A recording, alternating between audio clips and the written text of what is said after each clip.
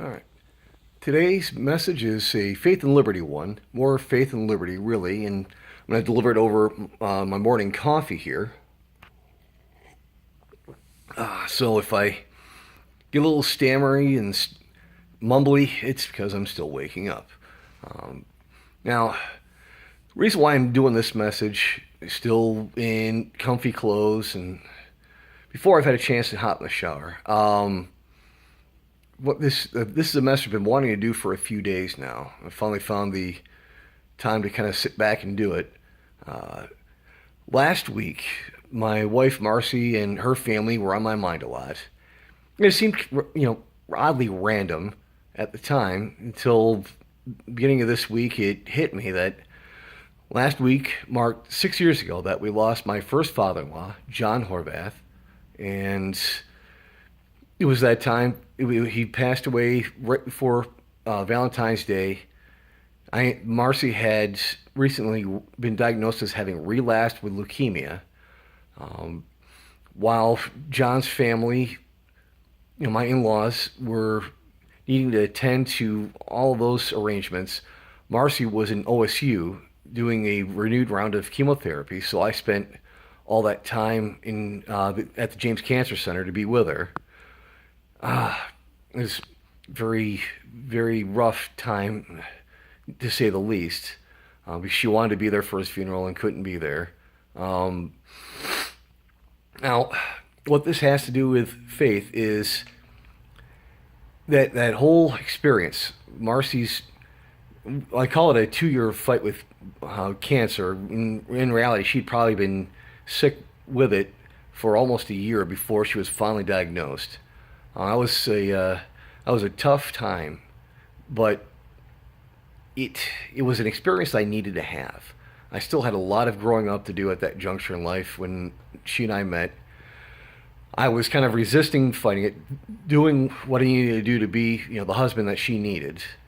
And there, when she was diagnosed with leukemia, when her health started taking a turn for the worse, um, it necessarily forced a paradigm shift. Um, Now, I really wasn't, a person of faith at the time. I mean, I believed. I grew up. I was born and raised in a Catholic family. Attended mass for years. Got away from it as I got the deeper into adulthood I got. Um, and I know at that juncture in life, going fast forwarding to, after I married Marcy, um, I really wasn't really certain where I stood as far as God, Jesus, religion in general, and it was during that time, that during that particular storm in my life, that I had the opportunity to start attending church again. Um, Started actually reading scripture. Started really giving consideration to um, God's role in life, spirituality, I wouldn't be where I am right now if I hadn't experienced that storm first. Now, after that same year that John passed, of course, Marcy passed away too, and that was that was a relief. Again, just to reiterate, that was an incredibly tough period in life.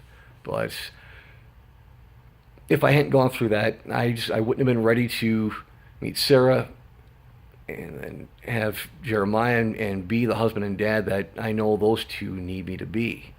Um, Sarah and I were going to a church for a while there when we first met. After we got married, and we kind of fell out of love with it. And we've been trying to find another church since then, with seemingly not much success. And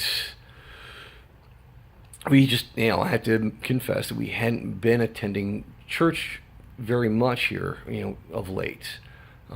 This has been kind of a source of anguish for me. I really want Jeremiah in particular. Cammy, thankfully, with her spending every other week with her dad, she does get to go to church with her grandma a lot.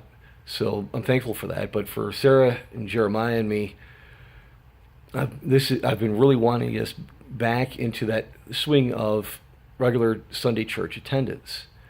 but we just hadn't been able to find one that really reached out and grabbed us. We tried a couple of different ones here in the area, but one thing I've been starting to do here over about the last year was I've been watching the televised sermons from Free Christian Church of God over in Continental. Uh, that gets aired on the Lima CBS channel every Sunday morning, and I was watching that. And when we started going there, I felt like the messages, I wasn't really thrilled with them. It's not like they need to tell me what I want to hear. It's just, I don't know. It's the messages at times seemed a little bit generic. Um, More than likely, I just wasn't paying close enough attention. And then as I started watching that, and I started watching that on DVR just because I felt I got to do something. Uh, and now this past Sunday, well, I should say before I get to Sunday, this is something I have prayed about. I've just been, asking God. I need some guidance. I need to know, where do we need to get going? Where do we need to attend? I just wasn't. I was very, very uncertain about that. Sarah had to work Sunday, and I got up early enough. Jeremiah was up early enough. We kind of got ourselves. We did our early morning routine, and I decided, let's get going to church. I went back to Free Christian Church of God. We hadn't gone there in a while, and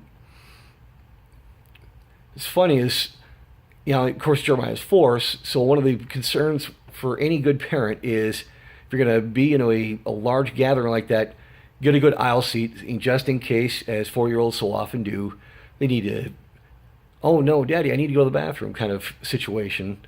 So I get in there, I scope out what would be, an ideal seat for that. Not too close to the front, but not all the way in the back, right in the middle, great aisle seat. We end up positioning ourselves behind this family of 4. Both the youth with them were probably the upper teens, and like a lot of churches do, there was an opportunity to do some what they call fellowship, getting around, introducing yourself to other people around you, saying hi. And of course, Jeremiah, he's a happy-go-lucky kid, and he was really happy to say hi and shake hands with the people right in front of us, right behind us.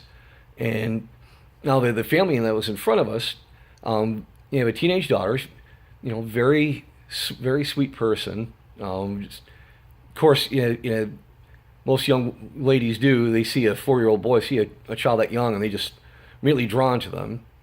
And she just gets a big smile when she sees Jeremiah and says, "What's your name?" And he tells her. And then, of course, being the conversationalist that he likes to be at times, he looks at her and says, "What's your name?" And she says, "Marcy." And I remember hearing that and thinking about how I've been looking for any kind of message as something from God, just telling me where I need to be, and that was it. In fact, I even named Jeremiah, gave him his name in honor of the Old Testament prophet, just because during that whole stretch when I was getting back up to speed on faith, during Marcy's cancer fight, the very first message of faith and liberty that I ever got, that got me really interested in reading scripture, was listening to Chuck Swindoll on the radio give a description on the prophet Jeremiah, the book of Jeremiah, and that prophet's experience trying to warn the Hebrews of the time right before the Babylonian conquest, warning them that their path was unsustainable, especially as it relates to spirituality.